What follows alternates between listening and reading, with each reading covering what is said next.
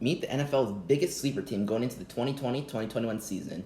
And I know a lot of you are going to say the Denver Broncos, in which I can see them being a good team, even a playoff contender, but so many people have them as a sleeper team, it doesn't really make them a sleeper.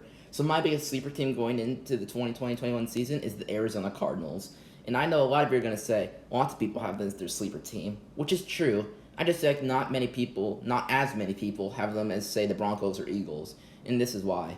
Starting at the obvious, Kyler Murray, the former number one overall pick, is heading into his second year after a solid rookie year, boasting 3,722 yards and 20 touchdowns through the air, with an additional 544 yards and 4 touchdowns on the ground.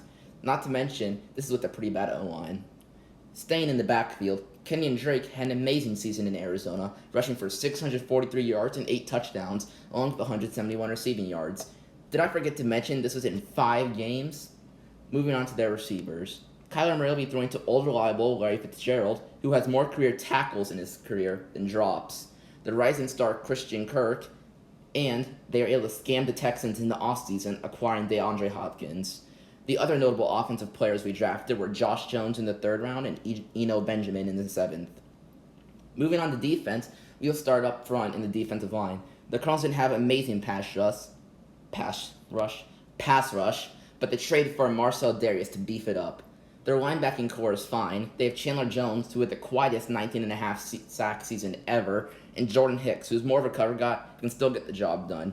The Cardinals also drafted Isaiah Simmons, number 8 overall, who can help cover Kittle and QB spy Russell Wilson in the NFC West. Moving over to cornerback, they have Patrick Peterson. He's getting older, but is still arguably a top 3 cornerback in the league, who racked up 2 interceptions and a sack, despite missing the first 6 games of the season. Another cornerback is Robert Alford, who got injured last season and didn't play, so we'll have to wait and see with him. Moving back to safety, they have one of the most underrated players in the league in Budda Baker, who had a sack and 147 combined tackles last year. Other notable player picked on defense was Evan Weaver in the 6th round. Finally, the coach, Cliff Kingsbury. The college coach did pretty good in his first season in the NFL, obviously an offensive-minded coach, and brought this college scheme into the NFL, so we have to wait and see moving on to year 2. In the end, this is why I have the Cardinals as my sleeper team. I see them making it to the 2nd round of playoffs, possibly, if they're coached good enough.